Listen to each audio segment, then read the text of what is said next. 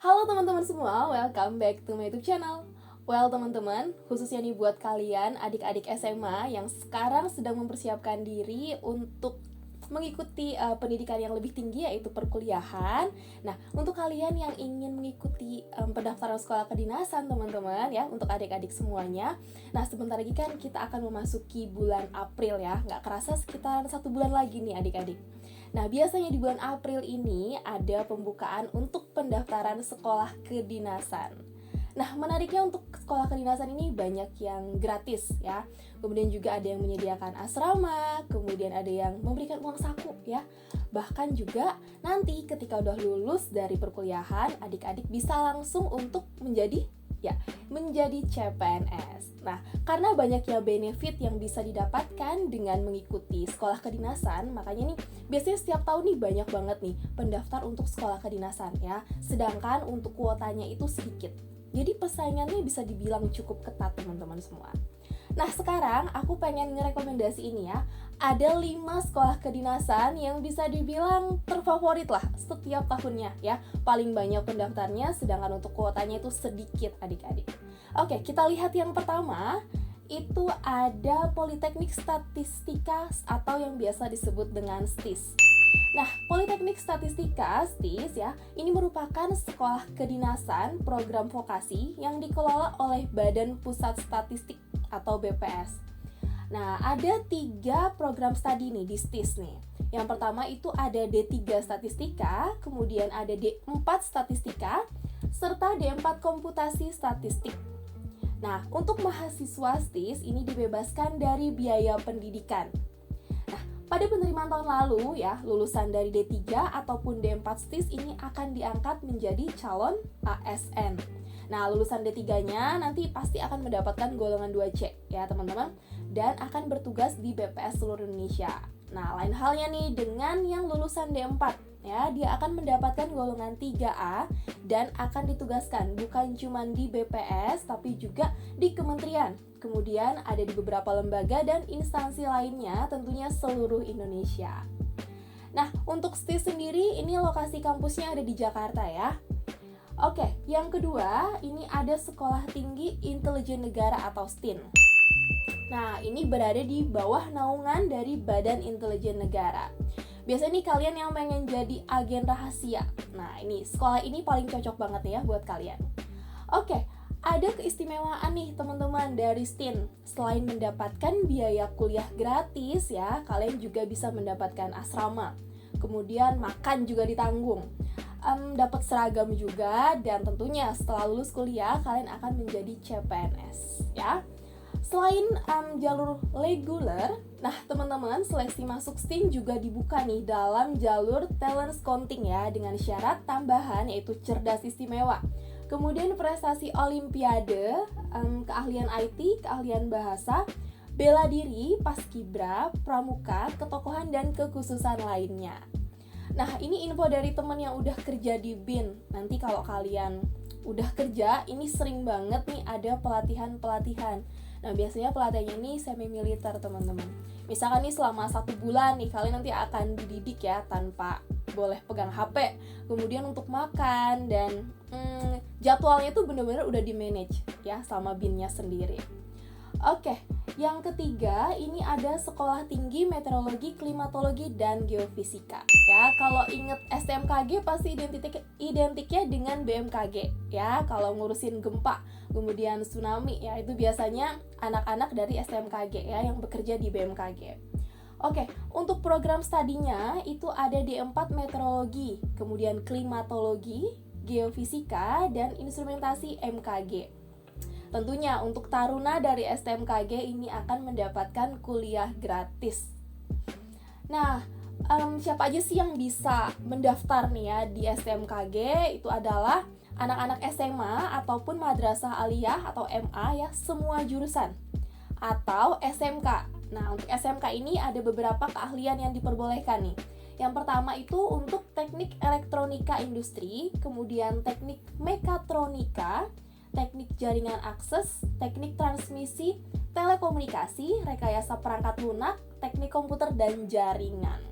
Nah, untuk SMKG ini tempatnya bersebelahan ya, atau berdekatan lah dengan STAN teman-teman ya. Kalau tahu itu di daerah Bintaro.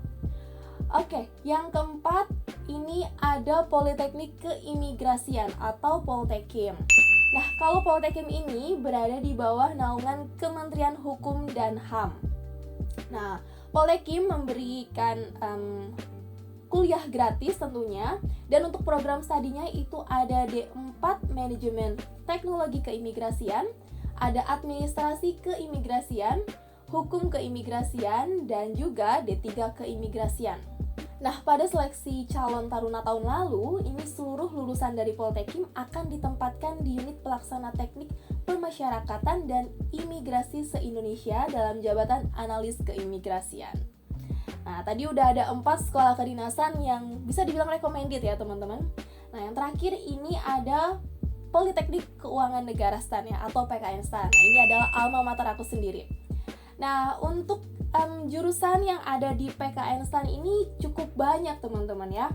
Oke, ada D4 Akuntansi Sektor Publik, kemudian D4 Manajemen Keuangan Negara, D4 Manajemen Aset Publik, D3 Akuntansi, D3 Pajak, D3 PBB Penilai, kemudian D3 Kepabeanan dan Cukai, D3 Kebenaran Negara, dan D3 Manajemen Aset ya. Jadi antara tahun aku kan waktu itu masuk tahun 2015 ya, kemudian sekarang ke tahun 2022 itu ada beberapa program studi yang bertambah teman-teman ya.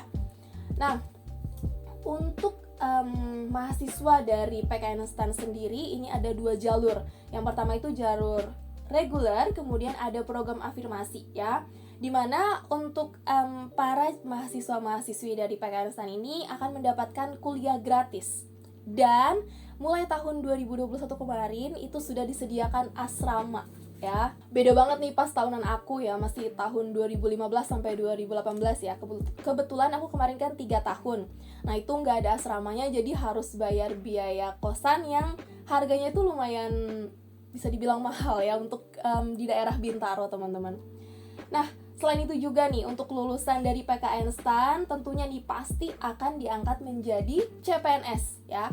Biasanya untuk jurusan yang pajak, kemudian jurusan bea cukai itu akan ditempatkan di Kementerian Keuangan. Sedangkan untuk beberapa jurusan lainnya ya ini bisa ditempatkan di kementerian lain, kemudian di lembaga ataupun di Pemda ya, sesuai dengan formasi dan kebutuhan yang tersedia di tahun yang bersangkutan. Nah teman-teman, sebagai catatan nih buat kalian yang berminat untuk memilih PKN STAN sebagai sekolah kedinasan kalian harus tahu dan benar-benar kalian harus camkan di pikiran kalian bahwa STAN itu menerapkan sistem dropout ya, sistem gugur. Jadi kalau pas tahunan aku itu sih ada 2 kriteria nih teman-teman. Kalau ketika mahasiswa itu dinyatakan gugur atau drop out ya. Yang pertama itu ketika IP-nya itu di bawah 2,75.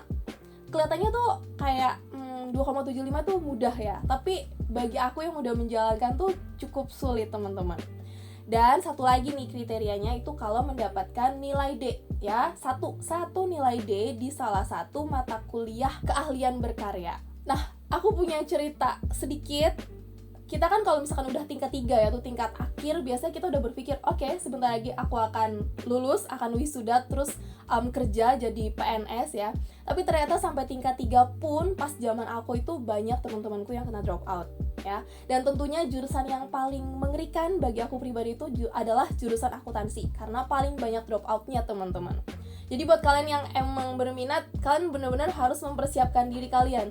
Jadi bukan hanya sulit pas masuk ya, pas tes aja, tapi pas kuliah juga ya mungkin sama ya zamannya. Pas zaman aku tuh setiap semester tuh biasanya bercucuran air mata dan berharap bisa lanjut ke semester berikutnya teman-teman gitu. Tapi tentunya ya setelah mengikuti perkuliahan yang sulit, udah ditempa nih pas kuliah, kalian pas kerja pasti udah nggak kaget lagi. Dan tentunya kan kalian akan menjadi PNS ya, suatu kebanggaan dong buat kalian semuanya teman-teman. Nah kemarin STAN sempet ditutup ya, katanya sih itu ada perubahan dari segi kurikulum, kemudian juga ada perbaikan gedung ya, sampai sekarang kan udah terbangun asramanya tuh. Nah Kita penasaran nih ya, kira-kira kebijakan apa sih yang terbaru dari PKN STAN? Kita pengen tahu juga gimana sih sekarang mahasiswa-mahasiswi yang sedang mengemban ilmu di PKN STAN. Nah, buat kalian mungkin yang penasaran ya, dan emang pengen banget nih untuk masuk ke PKN STAN, nanti aku akan undang nih salah satu mahasiswi dari PKN STAN yang akan berbagi cerita untuk teman-teman semua. Well teman-teman, sekian dulu video dari aku terkait 5 sekolah kedinasan yang recommended. Nah, kedepannya aku akan share nih ya soal-soal untuk masuk ke sekolah kedinasan. Dan tentunya nanti kita akan kedatangan tamu-tamu ya dari teman-teman kita yang sekarang sedang kuliah di sekolah kedinasan ataupun para alumni. Kita pengen tahu nih gimana sih cerita mereka. Nah, oleh sebab itu teman-teman, buat kalian yang belum subscribe, silakan subscribe sekarang juga ya. Dan yang punya kenalan ataupun adik kelas yang masih SMA dan berminat untuk masuk ke sekolah kedinasan, tolong teman-teman di-share video-video aku. Stay tune terus teman-teman dan salam sukses!